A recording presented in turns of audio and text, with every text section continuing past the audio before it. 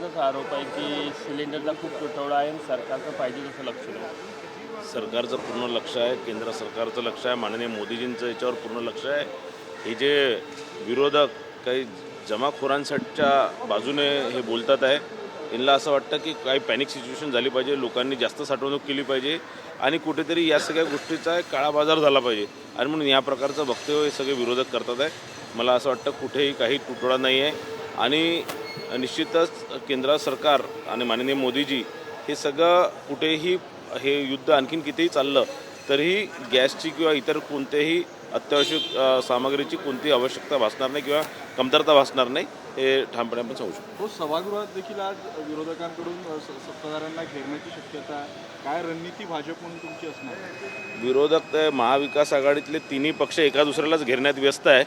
मला असं वाटत नाही ते आम्हाला घेरण्याची त्यांची क्षमता आहे म्हणून. पश्चिम बंगाल, आसामच्या निवडणुका लागल्या, महाराष्ट्रातील 2 ठिकाणच्या पोटनिवडणुका लागल्या, भाजपची काय तयारी आहे? निधनानंतर खाली झालेल्या निवडणुका आहे, त्यामुळे उमेदवार देताना काय निकष असतील?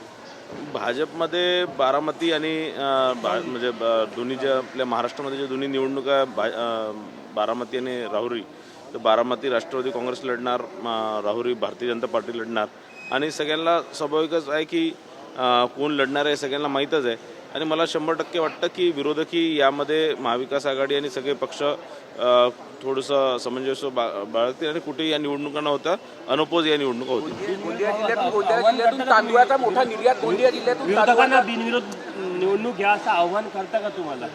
नाही, निश्चितच ते हे निवडणूक बिनविरोधच झाली पाहिजे आणि विरोधकही तेवढे समजदार आहे की ते ही बिनविरोधच करतील. माननीय फडणवीस साहेब त्या संदर्भातलं, माननीय आमचे अध्यक्ष रवींद्र चव्हाण साहेब त्या संदर्भातलं त्यांना आवाहन करतील, विनंती करतील.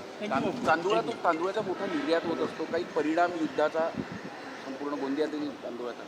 नाही, त्याच्यात थोडं बहुत आता जे मोठ्या प्रमाणात तांदूळ भंडारा, गोंदिया, गडचिरोली, चंद्रपूर जिल्ह्यातनं एक्सपोर्ट होतो त्याच्यात कुठेतरी ब्रेक लागलेला आहे आणि मला असं वाटतं हे क्षणिक काही दिवसांचा हा विषय, त्यानंतर मला वाटतं सगळं सुरळीत चालणार, सगळं व्यवस्थित होणार. राज्यात लोड शेडिंग सुरू होण्याची चर्चा आहे.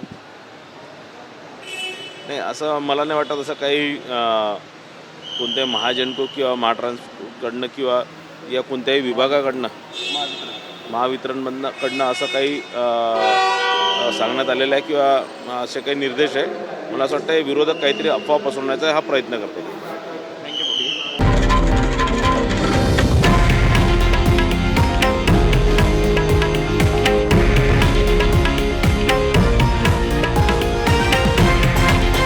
हे आहे देशातील नंबर 1 न्यूज नेटवर्क आणि आपण पाहत आहात TV9 मराठी, एकमेव.